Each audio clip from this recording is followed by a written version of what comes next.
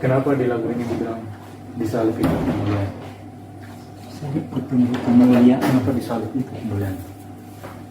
Karena di salib itulah kehidupan Kristus possible untuk diterima kepada orang yang percaya dengan pemberian rasa. Oke. Jadi waktu disalib itu sebenarnya karena kenapa ada salib? Karena ada yang berdosa, ada salib.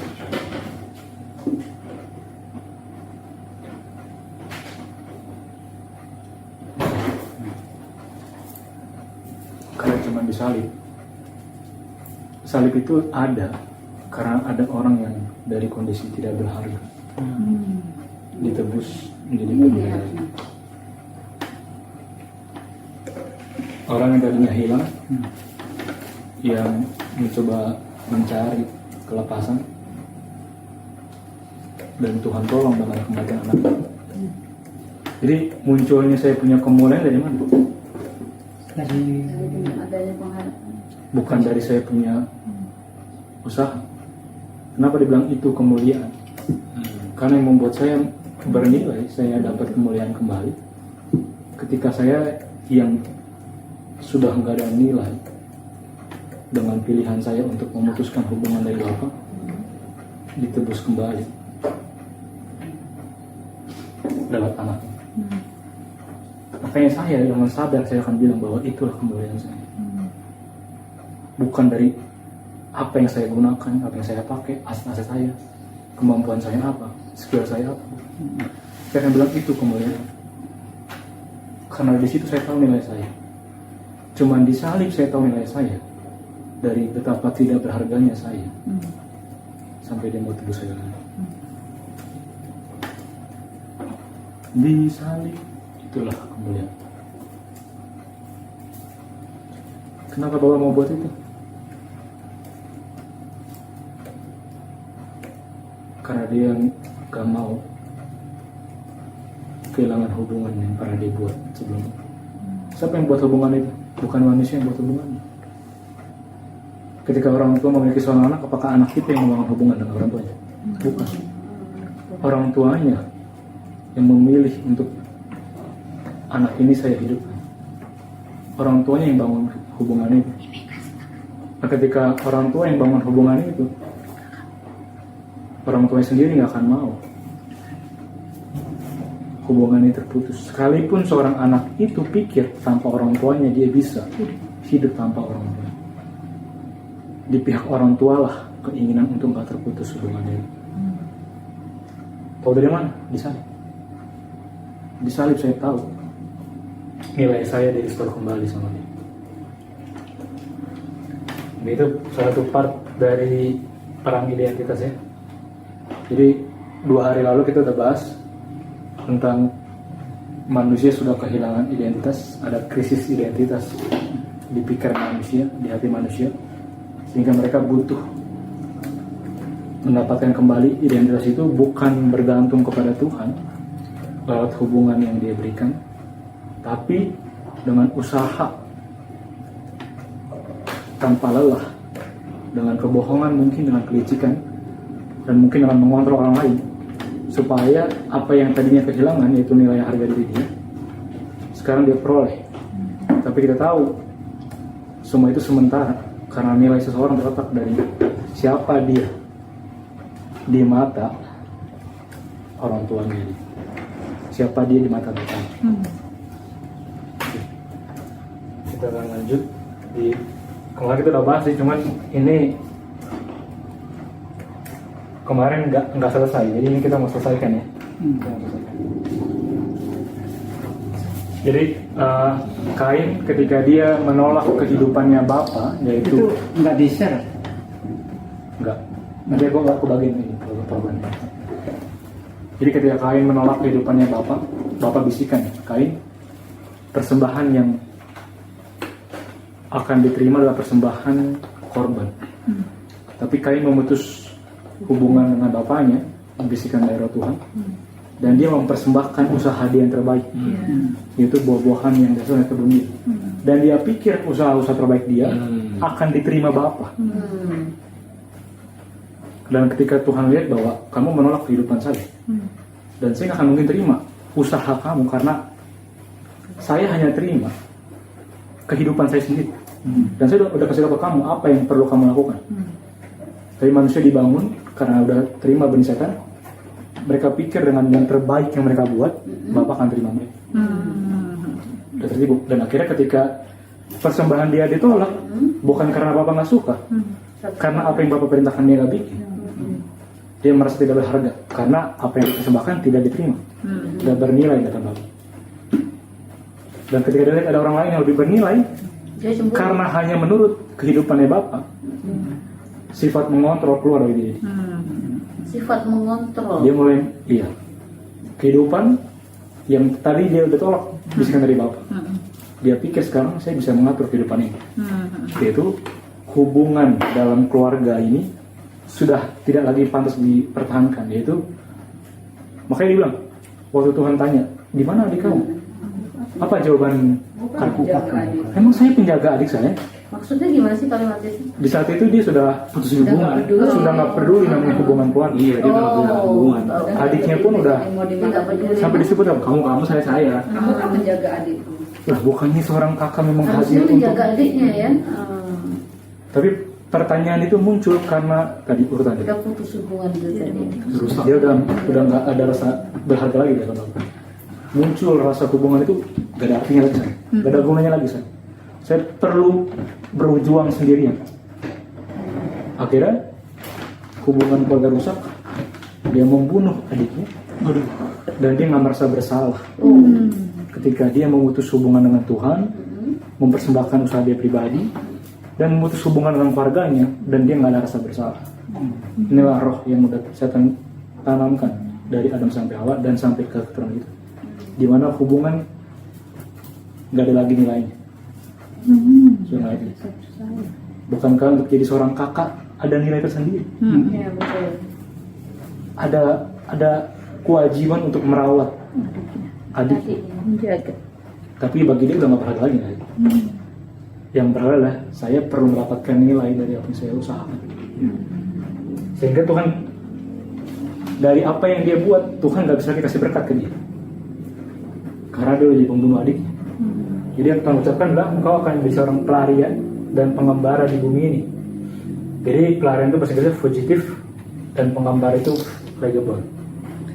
Artinya kita bisa kesini, dia pelari itu dia goyang-goyang, goyah. Kalau orang pelari dia harus mencari arah sesuai angin. Kalau dia berlari bisa nggak dia diem? Nggak bisa. Namanya pelari dia kan Gerak. nggak pernah straight. Sama juga sifatnya kayak pengembara. Nah pengembara kita lihat dia suka melarikan diri. Jadi arti pengembara dia sifatnya melarikan diri, menghilang, dia berusaha menghibur.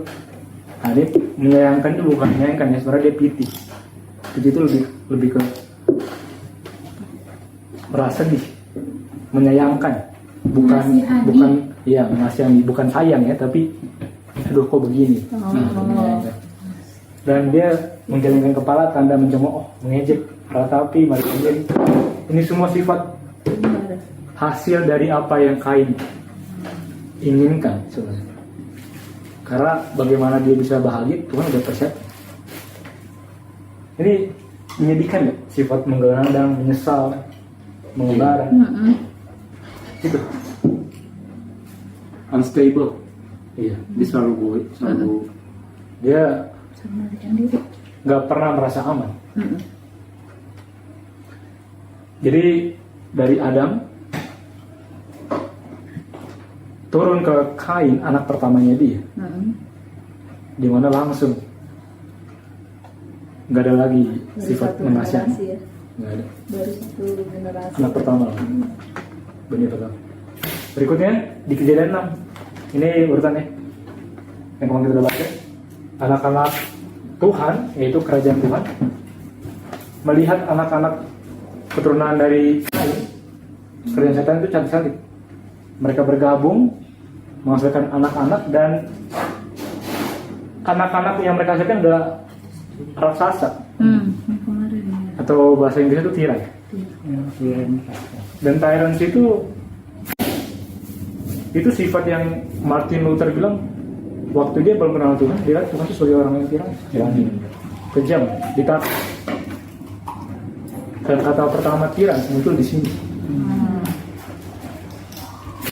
Artinya hasil dari menguasai orang lain, ingin mengontrol kehidupan orang lain, muncul ketika anak-anak Tuhan atau kerajaan Tuhan bergabung dengan kerajaan setan. Dan ciri khas mereka apa? Mereka punya fokus. Mereka selalu pengen punya memorial of individuality. Iya. Oh iya. Harus ada kasih tanda bahwa inilah prestasi saya Histori pribadi. prestasi, sejarah prestasi, Betul. juara ini, juara itu, Iya. Sekarang individuality. kesalahan. Dan ketika itu terjadi, Tuhan bilang, itulah yang namanya apa? Kejahatan. Apa sebenarnya kejahatan? Memorial. Keinginan manusia untuk melupakan Tuhan dan bilang bahwa saya adalah Tuhan bagi diri saya sendiri. Sehingga kehidupan yang dia peroleh, dia pikir itu miliknya dia. Dan dia akan mengandalkan kekuatan dari dalam diri dia. Lupa dengan Tuhan. Itu kejahatan. Kalau saya hidup dalam kesadaran bahwa saya bergantung kepada seseorang, saya akan jadi orang yang rendah hati atau sombong. Rendah hati. Rendah hati. Karena saya tahu apapun yang saya lakukan, apa yang saya dapatkan, apapun yang saya peroleh, maupun kebaikan, pujian dan semua itu karena ada yang mengasihani saya. Tapi ketika saya terputus, itulah mulai muncul kejahatan itu. Dan yang dipikiran manusia hanya bagaimana mereka bisa melupakan Tuhan dan semakin melupakan Tuhan dan membanggakan semua prestasi diri mereka. Inilah kejahatan yang Tuhan bilang. Dan karena itu Tuhan bilang, saya mau singkirkan manusia. Bayangkan ya, ketika seorang orang tua memberikan semuanya, kehidupan buat anaknya, tapi yang dipikirkan bagi mereka adalah bagaimana saya bisa melupakan orang tua. Bagaimana orang tua saya semakin sakit hati dengan saya tidak menghargai apapun yang diberikan. Betapa kejamnya muncul sifat itu muncul di hati manusia. Di Kejadian 9 setelah air bah, Nuh sisa 8 orang kan? Kita lihat lagi ya. Jadi Adam menolak hubungan dengan Bapa di surga. Kain. Keluar benih pertamanya pun menolak hubungan relasi keluarganya. Adiknya dia tanya, siapa sih? Turun lagi ke zaman tadi. Mereka semua hanya mengingat diri mereka sendiri. Apa yang mereka hasilkan secara individual, bukan secara relasi keluarga. Nggak ada lagi arti hubungan. Dan di Kejadian 9, waktu Nuh dan anak-anaknya sudah berhenti dari air bah, Nuh lagi minum anggur dan auratnya terlihat. Dan ada satu anak yang lihat, Ham. Dia lihat. Dan waktu dia sadar dan dia tahu bahwa anak bungsunya melihat aurat bapaknya, apa yang bapaknya bilang? Terkutuklah Kanaan, hendaklah ia menjadi servant, hamba yang paling hina bagi saudara-saudara. Dan Ham itu asal muasal dari kerajaan bangsa Kanaan. Kita lihat di sini berkat atau kutuk keluar dari mulut siapa? Bapak. Sekarang apakah begitu? Apakah di zaman sekarang seorang anak betul-betul menghormati bapaknya sampai dia mengerti, saya punya hidup ini mau tenang seumur hidup saya atau mau menderita seumur hidup saya tergantung dari ucapan bukan siapa? Bukan ibu. Bapak. dari seorang bapak. Lihat sifat itu selalu nggak pernah hilang. Nah, ketika hamba bikin ini bukan satu kayak kebetulan. Anak ini memang ada keinginan yang nggak benar sampai dia mau melihat aurat bapaknya. Ini bukan kayak kebetulan lihat. Nah, mungkin kalau zaman sekarang malah diketawain, hanya dibercandain. Udah kehilangan otoritas bapaknya.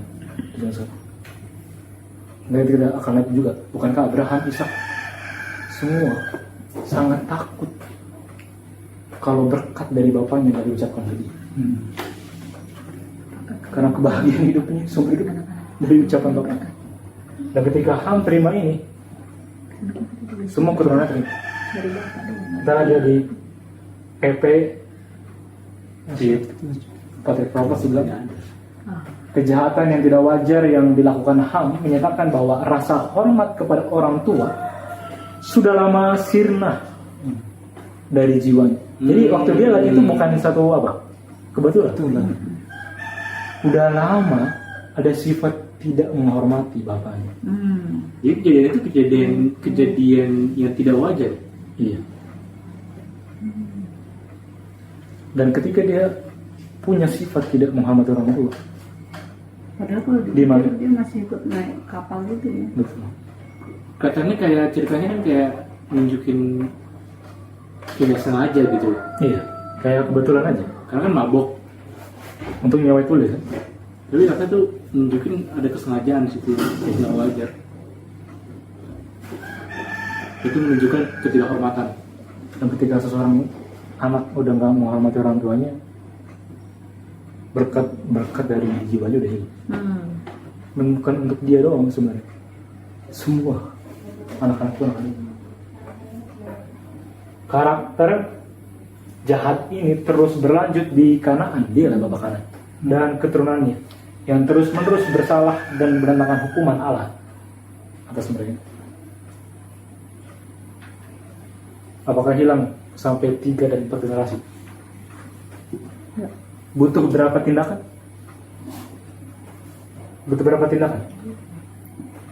Berapa kali Ham begini? Satu kali. Satu kali dia nggak menghormati bapaknya. Berkat terputus dari itu.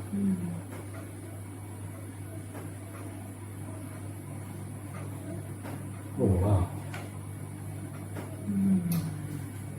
Jadi kenapa dibilang bahasa Inggris itu dibilang that filial reference. Filial kata dasarnya apa? Filio. Kasih persaudaraan Terhadap saudara. sama manusia. Jadi itu yang udah hilang dari pikirannya. Dia udah kepikiran tentang Muhammad orang tuanya ini. Dan jadi yang tadinya seorang anak, apa ucapan Nuh? Kamu jadi seorang hamba. 1 Yohanes 5 ayat 1 kan? Ada 2, cuma ada 2 kerajaan. Anak itu anak karena dia hasil dari kasih. Tapi ketakutan hanya menghasilkan apa? Perhambaan. Jadi mereka sekarang ini udah hidup dengan ketakutan. Takut akan sosok Bapa. Dan kalau dia punya sifat begitu, nggak menghormati orang tua ya, kemungkinan besar anaknya akan turunkan hal yang sama atau tiba-tiba menghormati orang tua. Sama. Selalu berulang. Kita akan lihat ya, keturunan Ham. Di Kejadian 10 sekarang. Kus ini kalau kita baca keturunan Ham. Ini di ayat 7-nya, ayat 6. Jadi Ham ke Kus melahirkan Nimrod. Nimrod menjadi seorang prajurit, seorang tiran, mighty man, tiran di dunia ini. Dan dia seorang prajurit yang suka mengejar, menentang Tuhan, menentang Bapa, menentang hubungan sosok orang tua. Makanya dibilang Nimrodlah seorang tirani yang besar di hadapan Tuhan, dan di sini dimulai kerajaannya, yaitu kerajaan Babel. Jadi sifat Udah ada. apa yang muncul ketika orang mau membentuk suatu kerajaan? Tiran. Kenapa? Kenapa ada keinginan untuk membentuk suatu kerajaan? Kayak kita bilang. Karena runtutan ketidakpenghormatan ke sosok bapak, orang tua. Karena dia sudah nggak lihat bahwa dia berharga di mata bapaknya, sehingga yang dia butuhkan, dia harus menciptakan kehormatan bagi dirinya sendiri dengan membangun kerajaan bagi diri. Sehingga yang selalu dibanggakan adalah apa yang kita punya. Sifat ini yang turun ke manusia. Oke, kita lihat kutukan dari kerajaan Babylon. Kita tahu Nimrod ini dia menikahi siapa? Semiramis. Siapa itu Semiramis? Ibunya. Ibunya kan? Iya, ibunya yang janda. Coba lihat ya. Menikahi ibunya. Dia dilahirkan dari Ham yang sudah dikutuk oleh bapaknya Nuh. Seorang hamba putus relasi hubungan, gak ada nilai lagi. Keturunannya pun lahir untuk tidak menghormati hubungan keluarga sampai ibunya dijadikan istri.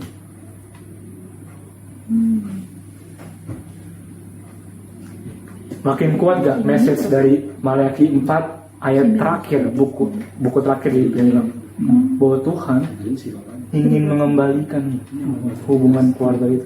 Di sinilah ya, di pasal 10 dari kita lihat kata pertama dari kingdom. Jadi sistem kerajaan itu hasil dari seseorang yang sudah hilang hubungannya dengan keluarganya. Dan ketika mereka pilih untuk memutuskan hubungan dengan Bapak, semua berkat-berkat dari orang tuanya hilang. Bagaimanapun gak akan dia bisa kembalikan. Apapun yang dia peroleh nggak sama dengan berkat dari ucapan seorang bapak. Bagaimana mungkin bisa digantikan? Aduh. Sekarang tuh pas ngerti ini ya, ngerti isu gini ya. Jadi bermakna, mengerti kenapa ya ditulis cerita-cerita ini semua. Iya, itu dia. Karena kan selama ini kan kita Kayak bingung mau diapain. Genesis 10 apa sih? Ya udahlah, Genesis 10, Genesis 8, 7. Tapi karena sekarang udah mulai ngerti dia punya isu dosa, jadi mulai lihat maknanya Genesis ini. 1, 2, 3, 4, 5, 6, 7, 8, 9, 10. Tahu isunya jadi. Karena ngerti sudut pandang yang dibaca di situ. Kenapa sampai ada dibilang Nimrod lah pendiri Babylon? Kenapa itu sampai dibilang? Karena ternyata semua perjanjian lama tujuannya untuk mengembalikan hubungan yang sudah terputus. Memang sebenarnya perjanjian lama tuh lebih, kalau kita punya kacamata yang bagus, perjanjian lama tuh maknanya lebih dalam. Karena orang susah mengerti lah, makanya orang punya perjanjian baru. Padahal ini kan perjanjian lama ini jelasin banget soal hubungan ini. Jadi Tuhan Yesus turun ke dunia ini sebenarnya untuk apa? Untuk mengembalikan hubungan itu. Lagi yang lain. Makanya masuk akal kenapa perlu ditulis keturunan ini, dan kenapa sifatnya begini, kenapa di zaman dulu begini, kenapa Nimrod begini. Baru kita bisa lihat. Semua titik awalnya adalah fondasi di mana kerajaan Tuhan yang dasar hubungan sudah nggak dihargai lagi. Okay? Dan mereka jadi muncullah sifat ingin apa? Memimpin. Mengontrol. Ingat meskipun saya yang dipimpin, saya ingin menjadi yang pemimpin. Karena dia berusaha memutus hubungan dari sang pemimpin, dari bapaknya sendiri. Lihat sifat memimpin, ingin mengontrol menjadi pemimpin, hasil dari putus hubungan. Jadi inilah kutukan dari Babylon ya. Kemarin itu udah belajar kutukan dari kebohongan ular, sekarang kutukan dari Babylon karena ini sistem kerja. Pertama, fondasinya adalah hubungan keluarga yang keras dan rusak.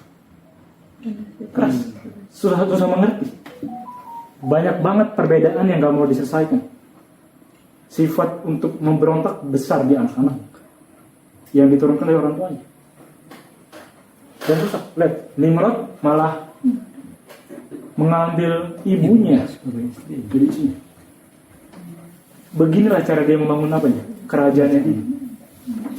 Yang kedua, ketidakamanan, ketidakbarakan, dan kebingungan identitas. Ketika dia udah nggak tahu orang tuanya siapa, itu udah benar-benar rusak banget hubungannya. Karena mamanya sendiri pun diambil. Iya.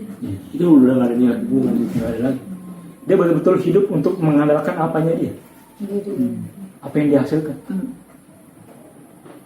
Dia hanya berusaha mencari kekuatan dari dalam diri dia, dan dia nggak akan mau lupakan itu semua.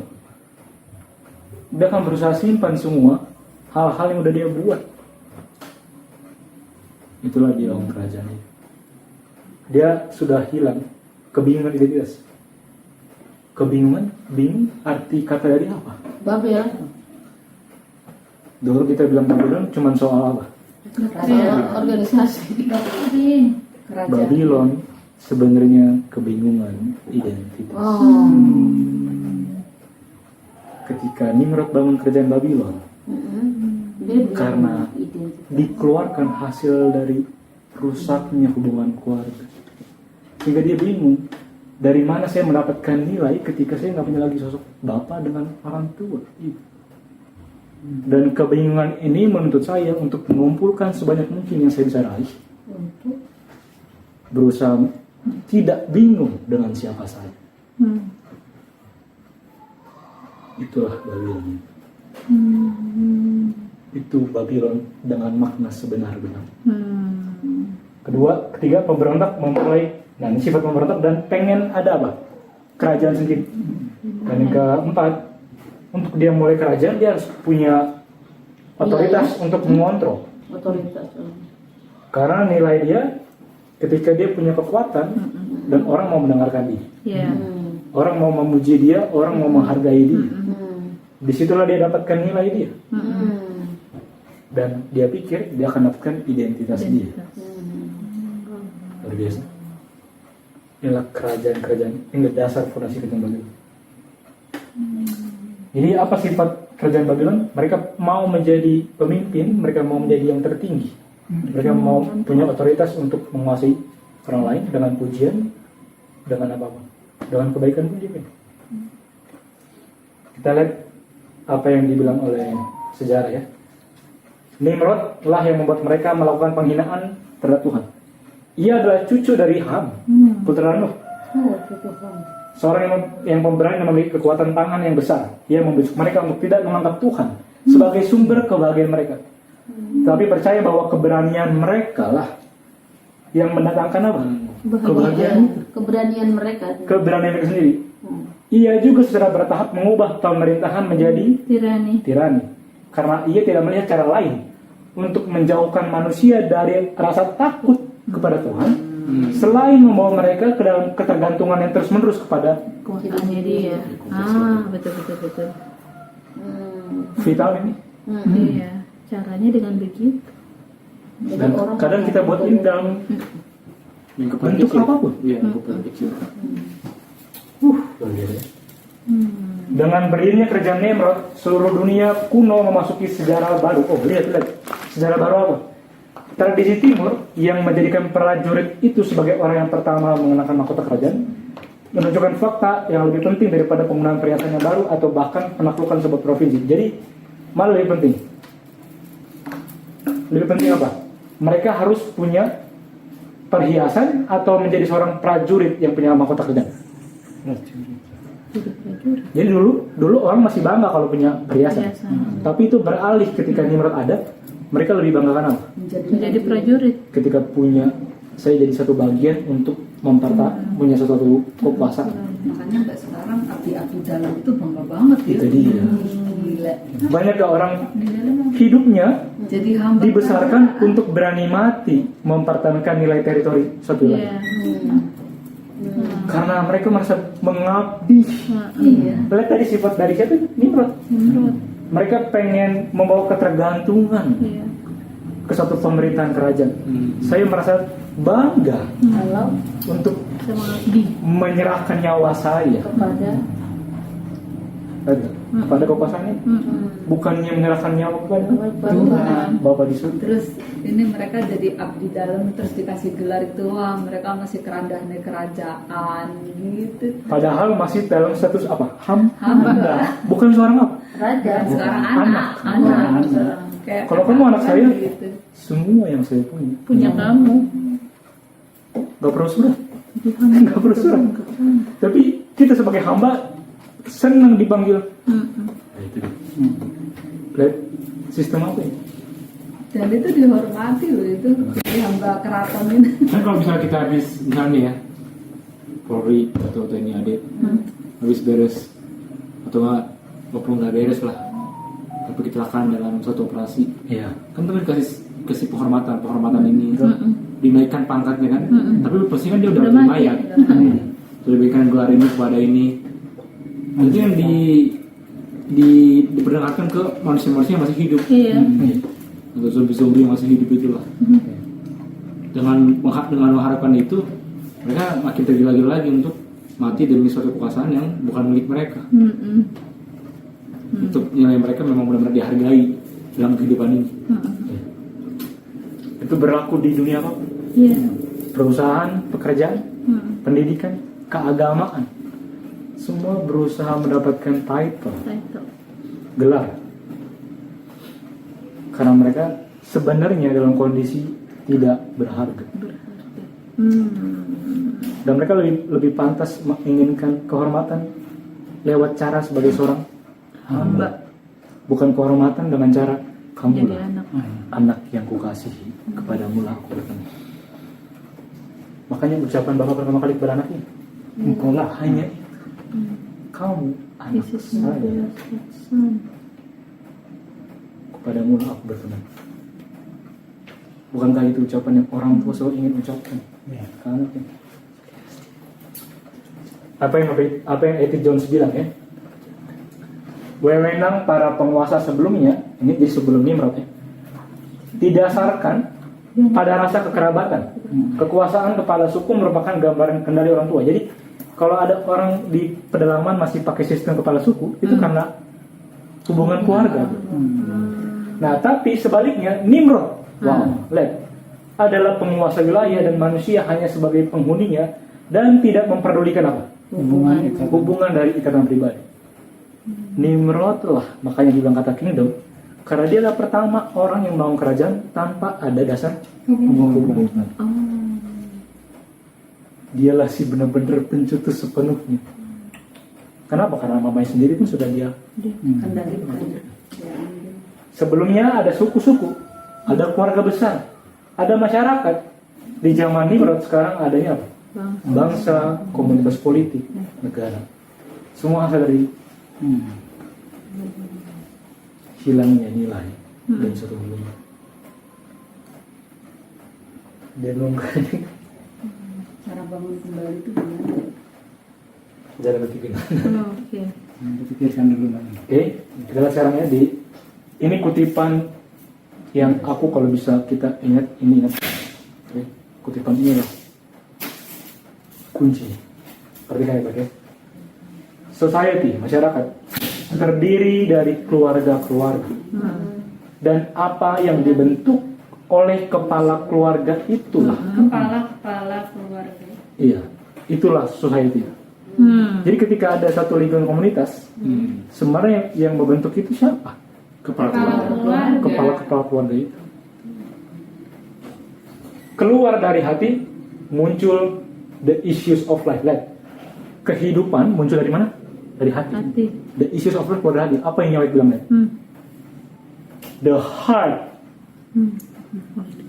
Yang tadi hasilkan kehidupan kan? The heart dari suatu komunitas, dari suatu gereja, dari suatu bangsa adalah rumah tangga.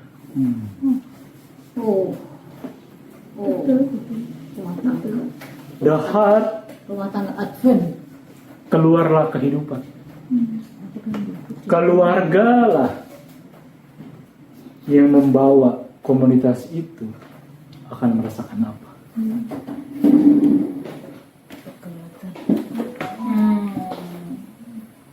ketika ada persoalan di dalam rumah tangga, akan mengalirlah kehidupan yang mempersoalkan juga di komunitas, Masyarakat di gereja, di gereja. di suatu bangsa. Berarti bisa dibilang yang menentukan community, church, nation itu tergantung dari dia household. Apa yang menentukan semua alam semesta ini stabil? Bapak. Bapa dan Anak.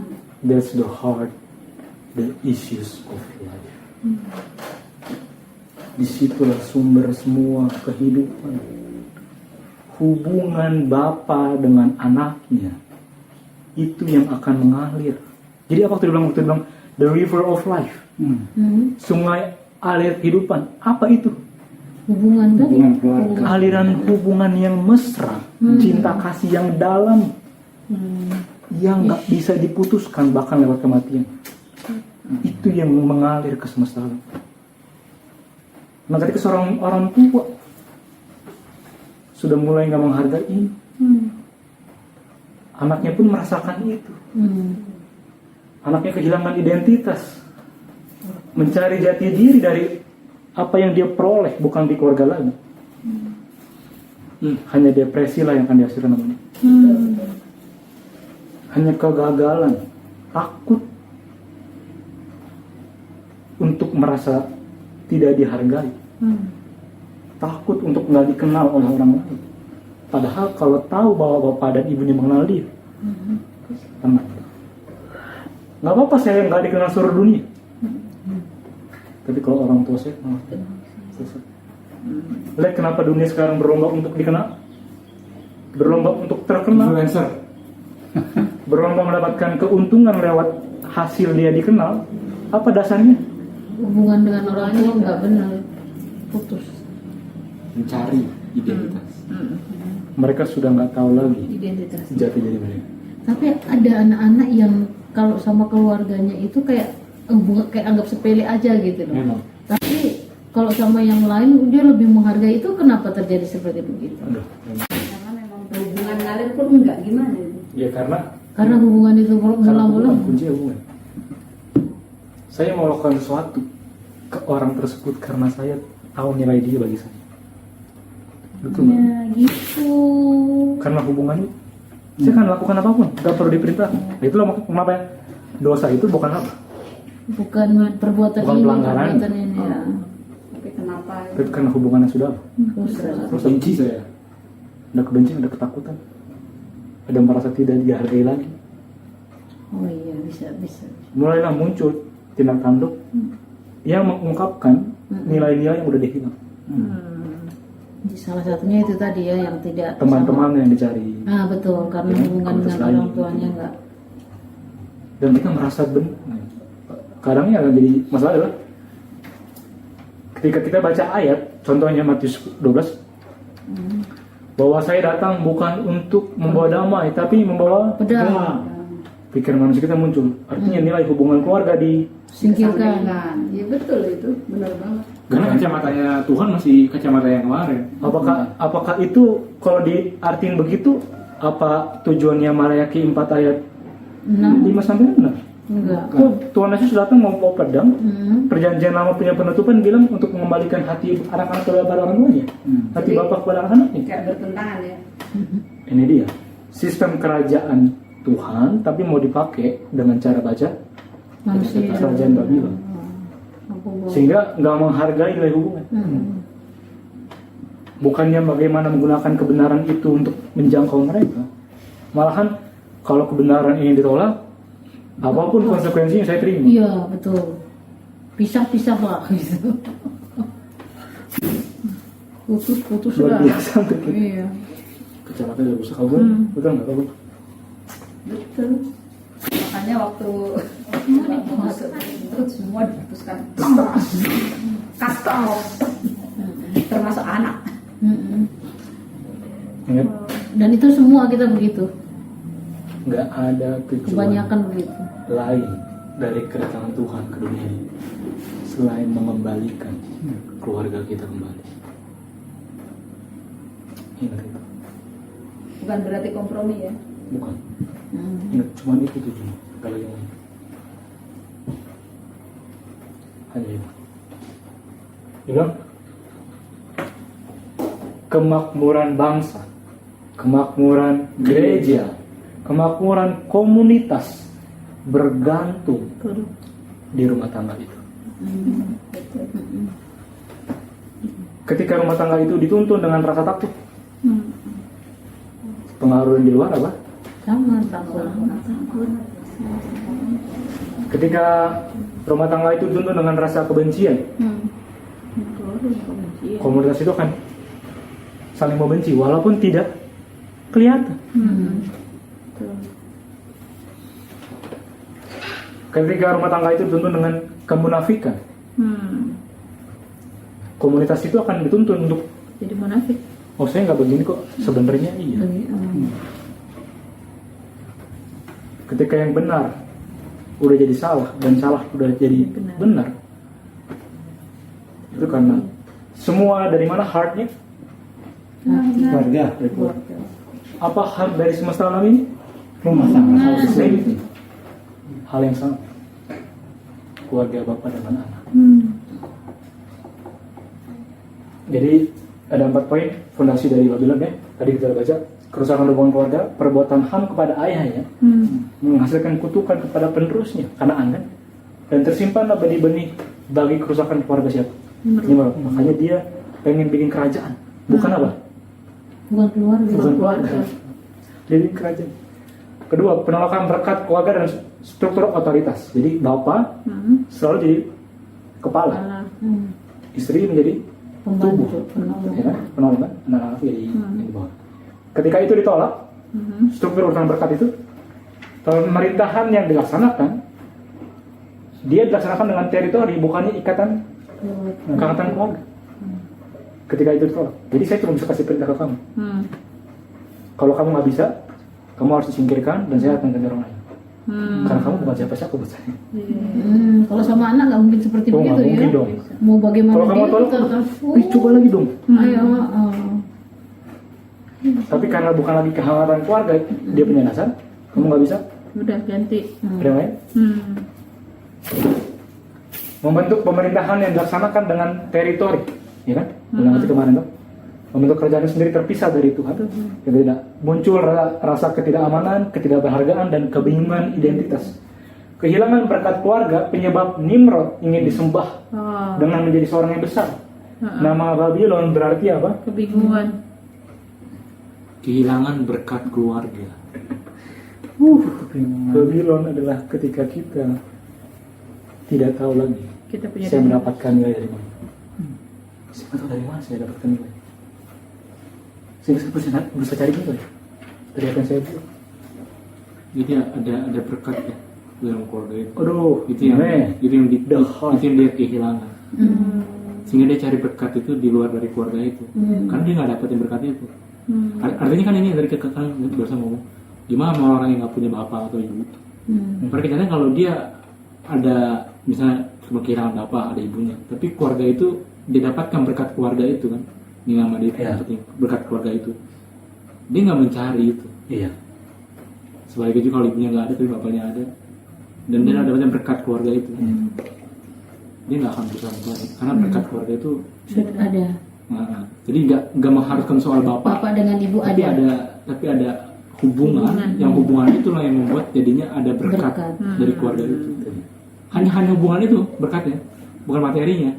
Bukan. Karena kan dari tadi kan nggak bahas materi, Nggak ada cuma warisan. soal benar-benar berkatnya itu benar-benar berdasarkan hubungannya aja. Jadi, Kayak misalkan kayak ada orang yang aku pernah itu pas ngekos, itu miskin banget sama tempat kosku tuh.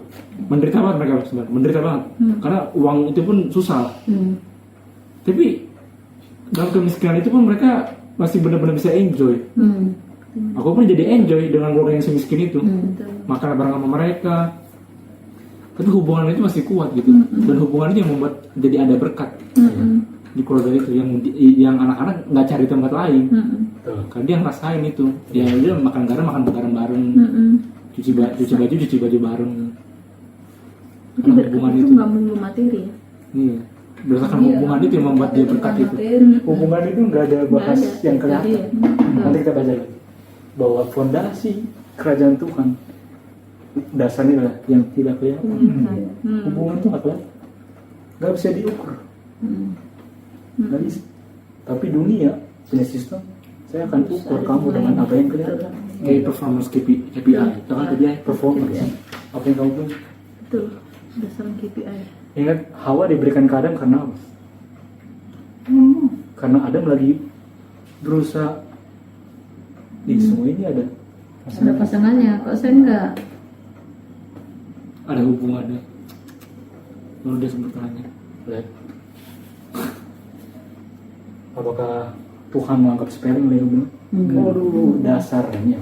Oh, tadi orang bilang hukum Tuhan dasar pemeliharaan. Hukum digunakan Untuk untuk menjaga memelihara hubungan itu. karena mereka lupa bahwa hukum itu ada transip karakternya. Iya. Dan karakternya adalah Soal tidak apa? Tidak mau ada yang terpisah dari dirinya. Itu karakternya. Karena dia adalah seorang bapak bagi semua ini. Kata bapak itu yang mencuatkan dia punya karakter. Itu dia. Dalam bentuk hukum-hukum dong. Hukum-hukumnya. Terus bagaimana Itu maksudnya memperbaikinya? itu bisa nafas bu. Dia bisa dimakan apa? Iya, betul. Apalagi dipraktekin lagi jelas-jelas. Waduh. Iya, Setelah kan? ada Yesus. Iya, Kita tapi bukan mulainya itu loh mencari-cari, dari mana? kita bisa melihat. Dari sini dari heart. Ah, Ketika kita sudah mulai sadar nilai hubungan itu akan merubah semua. benar. Ingat, kita nggak bisa dirubah dengan kekuatan kita. Nggak ada yang kita buat untuk mendapatkan nilai kita. Cuman satu, apa? Kejadian 1:4 hanya lihat. 3:18 apa 1:4? Kejadian juga. Kemarin kita lihat kejadian 1:4. Melihat kan, Melihat. melihat. God saw the light. Siapa oknum yang berani untuk dilihat sesuatu? Bapak. Bapak. Makanya Bapak contoh. Saya lihat apa yang saya buat. Dan saya berani kasih contoh itu untuk kamu pun bisa bikin hal yang sama. Lihat aja. Hanya by the holy kita akan berubah. Nggak ada cara lain. Tapi kalau kita belum berubah, tunjukin aja. Soalnya minta saya untuk tunjukin. Dan ketika ini semua 1-3 kehilangan, muncullah sifat keempat, yaitu apa? Kontrol. Kontrol. Inilah satu atribut dari seorang diktator atau seorang tirani, yaitu roh yang ingin mengontrol orang lain melalui paksaan atau melalui hal-hal baik juga. Apa caranya? Contohnya orang korupsi apa? Dikasih keuntungan. Padahal keuntungan itu dianggapnya oke, menguntungkan, baik. Sebenarnya supaya apa? Bisa diatur. Kontrol lah, bisa dikontrol orang Jadi, juga. kalau Kalau ada misalnya korupsi dikasih apa? Keuntungan, maksudnya gimana sih? Bukankah dengan dikasih keuntungan itu korupsi kan? Ini saya kasih ini nih. Ini bagian kamu. Nih, saya kasih buat kamu nih. Jatah kamu. Ada keuntungan kan? Iya. Itu bukan paksaan kan? Bukan. Kebaikan, kebaikan. Padahal sifat itu untuk Mengontrol orang mengontrol itu. juga, sebenarnya. Jadi caranya bisa dengan paksaan, ketakutan, atau dengan kebaikan yang jahat sebenarnya. Iya. Disebabkan karena tidak adanya hubungan lewat keluarga untuk saling menghargai. Tadi, Kainlah orang pertama yang udah langsung tahu. Siapa saya? Saya udah menghargai lagi hubungan saya sebagai penjaga adik saya. Iya. Udah nggak lagi nilai. Makin ke bawah, ke Nimrod makin hancur. Sifat itu ada di setiap manusia. Keinginannya untuk memiliki kerajaan tercermin dalam daftar wilayah yang diakitkan dengan kepemilikan. Bukan main. Makanya disebut ada kerajaan Sriwijaya, kerajaan ini Tarumanegara. Apa itu? Mereka Kenapa? punya wilayah ya, masing-masing. Apa dasarnya? Gak usah tanya ke Gajah Mada atau siapa, gak usah. Tanya ke si pembuat asal muasal siapa? Nimrod. Sistem kerajaan itu muncul ketika dia melupakan nilainya dia di keluarga itu. Oke, ini Raja Babylon pertama, bilangnya ya, Nebukadnezar. Dibilang ada pohon besar, daunnya sampai kemana-mana, dan dibilang, lihat ya, semua yang hidup, dibilang, semua yang hidup, dibilang, hidup dari pohon itu. Dari apa? Pohon. Pohon apa ini? Pohon Kerajaan apa? Babylon. Semua yang hidup sudah terima sistem kerajaan. Babylon. Makanya apa yang Wahyu bilang? Sudah rubuh Babel. Apakah ngomong Babel ngomongin satu institusi? Iya. Kalau Babelnya udah memberi makan semua yang Hidup di bawahnya. Hidup. Konsep pikiran. dia tuh bilang rubuh. Apa yang rubuh? Konsep keluarga. Bukan satu institusi, bukan satu organisasi. Karena semua udah makan. Lihat.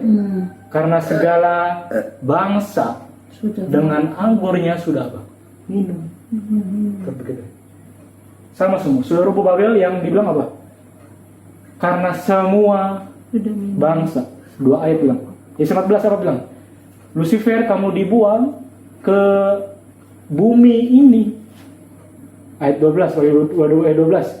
Setan adalah naga itu yang menipu berapa Seluruh dunia. apakah itu cuma soal institusi atau ngomongin seluruh dunia. Seluruh dunia sudah menghidupi sistem Babylon. kerajaan Babylon. Yaitu saya lebih menghargai apa yang saya buat. Saya ingin orang lain menghargai apa yang saya lakukan. Karena nilai saya, identitas saya muncul dengan apa yang saya buat.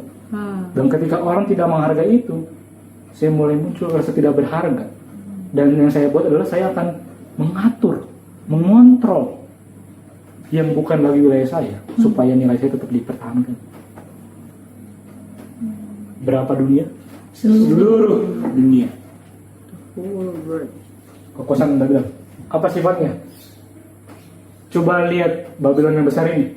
Bukankah ini lewat siapa? Penguasa My power. saya. My Power and Majesty. Ini pengulangan apa? Kejadian berapa? 6. Kejadian 6. Wickedness di dunia ini yaitu apa? Saya banggakan apa yang saya buat, kekuatan saya, raihan saya setiap hari. Bukan Tuhan yang kasih ini semua. Tuhan sedih. Lihat anak-anaknya bisa muncul melupakan orang tuanya. Ini, makanya dia harus diapain? Kamu harus 2020. Kamu harus lihat apa hasil kalau saya izinkan kamu tanpa saya. Dia yang ucapkan itu. Tuhan nggak mau memberikan itu. Dia yang ucapkan itu dan dia menerima apa yang dia inginkan. Kalau kamu ingin itu, saya akan lepas semuanya. Dan kamu taruh jadi seorang apa? binatang. Kalau Tuhan sampai cabut kehidupan nalar dari pikiran manusia, Manusia cuma jadi. dan kamu bilang itu karena kekuatan saya, kamu jadi binatang. Yang mempertahankan alfa budi berarti siapa? Tuhan. Bukan kita punya apa? Di sini kita pikir dengan kita punya hasil belajar, mau Alkitab, mau hitungan dunia, kita makin memperkuat kita punya kerajaan. Padahal ketika dicabut. Kalau Tuhan izinkan, kamu bilang punya kamu ya, saya lepas sedikit boleh. Habis. Dari yang paling tinggi dipermalukan. Kamu mau hidup tanpa Tuhan? Kamu mau hidup tanpa hubungan dengan saya? Kamu mau bilang bukan saya bapak kamu? Silakan. Silakan cari identitas kamu di muka bumi. Dan hasilnya kamu jadi binatang. Kamu kehilangan identitas, kamu bingung. Ada dilema di pikiran kita selalu. Kita butuh hubungan yang kita selama ini cari, yang membuat saya berharga. Lihat, ini udah bilang bahwa setan, si Raja Babylon juga pengen berusaha menarik perhatian manusia kepada Gantinya. profesor teologi, pendeta, uskup, menggantikan Tuhan. Lihat sifat apa? Menggantikan Tuhan sifat kerjaan apa? Setan. Termasuk dalam gereja ada. Ada. Bahwa kamu akan lebih baik mengikuti pembimbing ini dibandingkan mempelajari Kitab suci. untuk diri mereka sendiri, Pelajari kitab suci. tugas mereka sendiri. Sehingga dengan orang-orang ini dikenalikan dan percaya satu orang, setan sebenarnya yang kontra.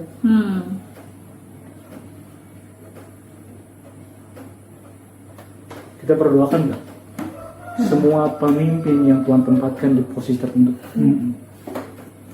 agar mereka bukan membawa sifat kerajaan setan, Iya. tapi sifat kerajaan Tuhan. Bahwa setiap domba yang Bapa berikan ke dia, sama kayak Tuhan bilang, Bapa yang berikan itu ke saya, bukan saya mencarinya. Ini domba-dombamu Bapak.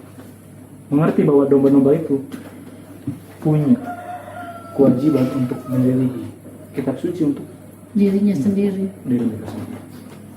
Bukan malahan apa? Mengontrol pikiran domba-domba itu. Oke. Inilah kerajaan yang Nebukadnezar lagi mimpi ya. Babylon, si pendiri pertama siapa? Nimrod. Dia menikahi ibunya. Inilah tragedi keluarga di situ kerajaan. Si pendirinya udah begini. Ketika Babylon yang kedua, penyembahan matahari, dia dari warga Babylon membutuhkan prostitusi didampingi dengan orang asing dalam mulut. Jadi ketika mereka menyembah matahari, mereka akan lakukan ini dengan orang lain. Medo Persia, Kores, Cyrus, itu harus bersembunyi dari bapaknya karena bapaknya ingin membunuh dia. Hancur lagi soal apa? Hubungan Inilah kerajaan dunia ini. bapak mau makanya dia sama angkelnya ya. Iya. Iya, Kores kan Iya, sama betul, sama si angkelnya. Darius. Makanya dia sama angkelnya terus karena mau dibunuh bapaknya. Greka, Filipus dari Makedonia bilang ke anaknya di umur 12 tahun, dia bilang, kamu umur 12 tahun, umuran Devina, Mau 13 dia. iya. Kamu harus bikin kerajaan sendiri. Kamu harus bikin kerajaan sendiri. Karena udah nggak muat lagi tempat. Maksudnya nggak muat lagi tempat buat mereka berdua. Iya kan kerajaannya dipecah dong, artinya kan kerajaan bapaknya sama anaknya. Oke, sekarang Roma. Ada Alexander, itu tidur dengan pria dan wanita bersama. Jadi udah ada Sodom dan ada dalam nama ya. Dan itu terjadi setelah kematian istrinya dan anak-anaknya dan kakaknya juga. Dan ibunya pun dibunuh setelah beberapa kali mencoba berdiri. Jadi lihat, Kacau keluarganya. inilah patung Babylon. Yang si pendirinya sebenarnya dan paling awal lagi Lucifer, hasil dari menolak hubungan kasih Bapa. Jadi dari 14 apa yang bilang ya? Tuhan bilang bahwa dia akan menaruh orang-orang berkuasa dan dia akan berikan kepada siapapun yang dikenakinya, bahkan orang yang paling kecil. Nah ini sebenarnya ayat ini kurang tepat di hati. Dia bilang, dia akan membangun kerajaan itu, siapapun itu, kepada orang-orang yang paling rendah. Coba lihat. Ngerti? Kurang. Belum. Apakah Nimrod bukan main udah kacau banget sampai nikah ibunya? Dan orang begitulah yang orang hormati jadi pemimpin. Jadi sebenarnya kerajaan dunia ini dipimpin oleh orang-orang yang paling apa? Yang moralnya paling parah. Astaga. Dan tadi bukan buktinya tadi ya. Tapi kita berpikir bahwa orang-orang di situ adalah orang-orang yang Hebat. Mati. padahal awal muasalnya semua Moralnya udah kacau banget hubungannya. itu arti ayat ini semua. Oh. Bukan orang yang kecil dia angkat setinggi mungkin. Anak yang dari buangan dia bukan. Tapi Kita gini. Orang-orang yang punya moral sudah rusak. Tapi dia angkat jadi lebih tinggi dari itu yang disembah. Bukankah kalau kita dikejar Nimrod kita akan hambarin Nimrod? Yang tadi tuh Padahal Nimrod gimana dia punya moral? Moralnya Ibunya udah dikawinin. hancur. Iya. ibunya dikawinin kan moralnya bagus kan Bu? enggak lah. Nah itu dia. Tapi dia orang-orang yang paling kerajaan. Tapi dia jadi pemimpin kerajaan pertama yang ada di Itu dunia yang ini. ditinggikan. Jadi Tuhan izinkan nggak bahwa orang-orang paling rendah lah sebenarnya yang Jadi pemimpin kerajaan. Rumah tangganya nggak beres jadi pemimpin ya. Tuhan izinkan itu ya. mengerikan nih. Ada sisi lain. Iya. Barunya tadi. Iya. Makanya waktu setan tawar, aku berikan semua kerajaan-kerajaan dunia. Ya, nggak cocok lah. Oh, Moral saya Oh, tinggi. nggak bener kerajaannya mau dikasih. mulai masuk akal lah kenapa Tulis nggak mau. Matius 3:17 Hmm. kamu adalah anak saya Hmm. dan saya akan tawarkan Sistem kerajaan Kerajaan yang bukan karena itu yang memutuskan hubungan. Sistem kerajaannya kayak Nimrod itu yang dia mau tahu. Saya akan kasih hubungan-hubungan yang terpecah belah semua. Saya akan kasih anak yang menikahi ibunya. Saya akan Firman Tuhan, saya lebih senang dihargai. Sama bapak. Inilah anakku yang kasih kepada ini itu penting banget ya, karena penting banget. penawaran ketiga kan, penawaran ketiga seluruh kerajaan dunia ini gitu kan. Sedangkan dalam Alkitab kita temukan sejarahnya pertama kalinya ada kerajaan itu dalam dasar pikiran Nimrod gitu. Di mana Nimrod itu udah putus hubungan sama bapaknya, lalu dia nikahi ibunya. Itu kerajaan pertama yang ada gitu. Jadi dasarnya kerajaan itu begitu. Munculnya kerajaan itu kurikulumnya lah. Gitu kan? Itu kurikulum, itu kisi-kisinya kerajaan itu begitu, udah modelnya begitu. Nah tadi ada Greece dengan bapaknya udah mau dikejar, dia pergi, lalu dengan dia bunuh ibunya Alexander. Jadi base pikiran itu sebenarnya yang mendasari satu kerajaan di dunia ini. Lalu setan ketika menawarkan itu, fondasinya ya 3:17 itu, bahwa saya selalu mencintai anak saya, in whom I am well pleased. Sehingga penawaran, karena sama-sama kayak prinsipnya ini kan, kayak kita ngomongin hari lah. Hari itu apa sih? Oh, itu pagi dan petang. Kenapa kita tahu itu? Karena dari hari pertama itu definisinya, yaitu pagi dan petang, itu hari definisinya. Jadi kalau kita melihat kerajaan definisinya apa, ya lihatlah muncul kerajaan pertama kali itu bagaimana, yaitu frustasi dari seseorang, kehilangan hubungan, kehilangan berkat keluarga, dia menikahi ibunya, dan itulah definisi kerajaan yang dibangun. Itu selalu terjadi di logam-logam yang makin gak bernilai lagi, makin rusak lagi, orang ibunya pun dibunuh kan. Dan Tuhan mana mungkin tertarik karena dia udah mendengar sistem kerajaan bapaknya, in whom I am well pleased. Itu jadi gambaran besar Alkitab itu Tema itu jelas. jadi jelas. Alkitab jadi sangat berbeda dengan Alkitab. Jadi kenapa Tuhan Yesus berada di mana Tuhan Yesus disalibkan? Di Roma. Kenapa? Udah paling bobrok dari semua sistem itu. Ketika anak Bapa pemberontakan terbesar di dunia ini adalah ketika anak yang menciptakan kita bunuh. Udah parah banget sih. Bayangin, anak pencipta yang memberikan hidup kita begini sana. Kita yang manusia membunuhnya dengan kehidupan yang dikasih. Disitulah lihat kita udah hancur dari suatu hubungannya. Dan mereka gini, karena ini sambil ketipa waktu ingat bilang, ketika Lucifer dibiarkan kan, udah dipanggil kan, alah pernah malah gila. Aku kesalahan, tapi kan setan terus menolak. Lalu Tuhan Yesus beberapa bilang, biarkan dia membangun dia punya prinsip. Dan itu butuh berapa ribu tahun untuk ungkapin prinsip apa sebenarnya dalam kepala dia. Betul. Yang orang-orang belum lihat sampai Betul. akhirnya tiba di situ di kayu salib itu anak Bapa dibunuh. Dan itu harus ada ribuan tahun itu yang nunjukin prinsip yang dibangun sama setan. Dan awal mulanya udah dibangun dengan Nimrod, walaupun itu belum terlalu bersih, cuman dengan menikahi ibunya sendiri. Itu belum terlalu kelihatan. Terus Tuhan biarkan sampai akhirnya prinsip dari kerajaannya setan bener-bener muncrat banget, kelihatan banget dia punya terangnya itu di kayu salib itu di Roma ketika anak Bapa kira.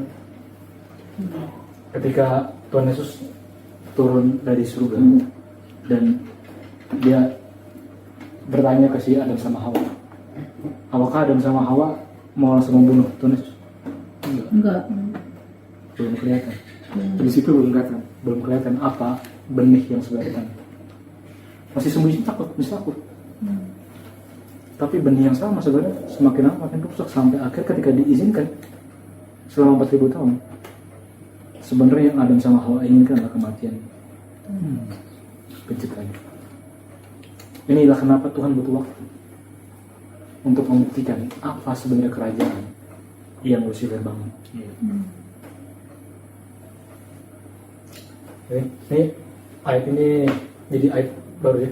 Iya. Basis law of man, moralnya. Dia akan bangun itu di atas terhadap orang-orang yang paling rendah moral. Makanya dia tahu rendah moral. orang-orang yang punya ketenaran sebenarnya orang-orang yang paling beringas. Ya, gitu kan? Pedofilia dan segala macam. Orang-orang yang dianggap tinggi-tinggi itu. Dan titik terakhir dari sifat itu adalah anak bapak. Dan sebelum dunia ini tutup akan muncul lagi sifat dragon, sifat kekerasan. Ini naga ya? Iya. Ketika dia keluar, dia akan membuat seluruh dunia, nih kita baca ya. Dia akan membuat seluruh dunia melihat dia, ya kan? Dia menyelesaikan mereka yang di bumi dengan tantangan yang telah diberikan kepadanya untuk dilakukannya di depan mata binatang itu, dan ia menyuruh mereka yang diam di bumi supaya mereka mendirikan patung untuk menghormati binatang. Lihat, sifat ingin dihormati siapa? Lucifer. Iya. Saya akan berikan semua kerajaan dunia ini kalau kamu Sembah menyembah. dan kepadanya diberikan kuasa untuk memberikan nyawa kepada patung binatang itu, sehingga patung itu binatang itu berbicara juga dan bertindak begitu rupa sehingga semua orang yang tidak menyembah Patung itu harus diapain? dibunuh. Sifat apa itu? Mengontrol. Ketika saya nggak berhasil dengan saya punya mukjizat kebaikan, kamu nggak berhasil ditipu ya? Saya harus pakai. Karena kerajaan dia hanya bisa dibangun dengan begitu, bukan lagi hubungan relasi. Ayat 16. Dan ia menyebabkan sehingga kepada semua orang kecil, besar, kaya, miskin, merdeka, hamba diberikan tanda pada tangan kanannya atau pada dahi. Tanda apa? Tanda bahwa kamu adalah milik saya, bukan karena hubungan. Iya. Tanda itu adalah menunjukkan bahwa kamu adalah apa? Hamba. Hambanya. Iya. Jadi waktu ditunjukkan mukjizat, apakah dia sebenarnya mau menghargai hubungan? Enggak. Enggak. Kebaikan itu makan hubungan. Dia hanya mau memperoleh supaya kamu mau aja percaya sama saya. Mau tunduk. Dan ini dibuat di negara yang tadinya kebebasan beragama dibuat, tapi lewat pemimpin-pemimpinnya yang akan lebih banyak dikuasai oleh naga yang sudah melupakan arti dari suatu hubungan keluarga, akan mengandalkan undang-undang untuk mempertahankan mereka punya apa? Nilai, teritori, kemerdekaan mereka. Oke, artinya inilah spirit yang ada di setiap orang, dan kita berdoa supaya Tuhan bisa menarik roh ini dari pikiran kita. Amin. Mungkin aku yang beberapa kata terakhir nggak ada. Coba boleh. Ya, jadi salah satu tindakan terakhir yang dunia ini akan buat, karena kerajaan ini di seluruh dunia, seluruh bangsa, seluruh makhluk hidup makan dari pohon itu. Artinya akan ada saat dimana sekali lagi akan terjadi kerajaan Babylon didirikan dengan cara paksaan. Dan itu karena roh apa? Roh bukan kasih sayang lagi. Karena kasih sayang itu cuma muncul dari suatu hubungan. Kalau hubungan putus nggak ada lagi roh kasih sayang. Kalau lagi ada roh cinta itu nggak ada lagi. Mengasihi itu nggak ada. Semuanya roh memaksa. Dan kalau kamu nggak terima apa yang saya tunjukkan, saya punya mukjizat yang indah. Bukan untuk dapatkan hubungan dengan kamu, tapi untuk supaya kamu percaya sama saya, turut sama saya. Kalau kamu tolak, saya akan paksa kamu. Jadi, apakah dunia menginginkan persatuan juga? Jadi, apakah kata one mind hanya milik Enggak. Kristus? Enggak.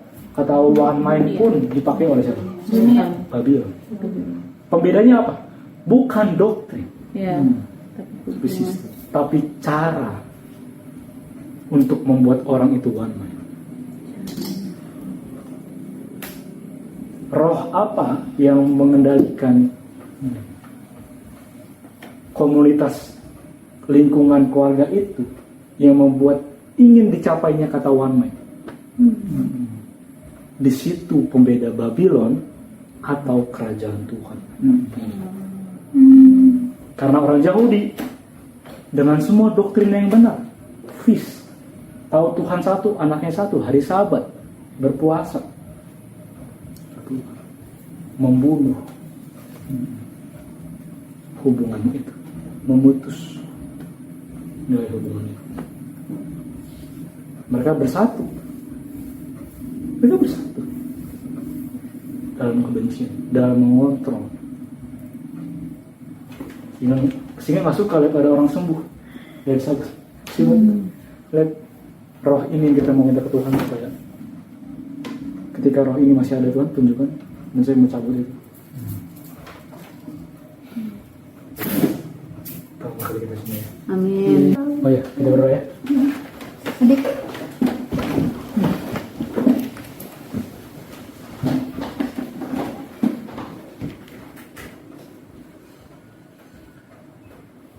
Bapa, terima kasih Tuhan.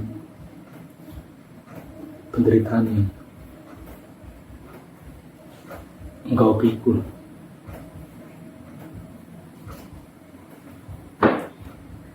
sebagai sumber semuanya, dan melihat semua yang Engkau hidupi melupakan semua yang menikmati berkat-berkat yang Kau berikan, tidak mengucapkan terima kasih atas segala sesuatu yang Kau berikan, karena Engkau anak, karena Kau menganggap kami anak. Bapa, kami melihat bahwa seluruh Alkitab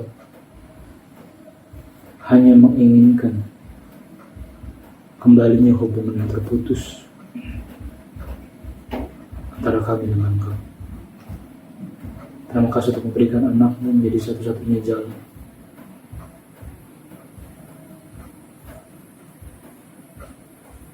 untuk hubungan ini kembali dipulihkan, sekalipun lewat kematian yang tidak Engkau inginkan. Anak-Mu yang memikul kesombongan kami, anak-Mu yang memikul kejahatan kami, anak-Mu yang memikul keinginan kami untuk terputus daripada-Mu.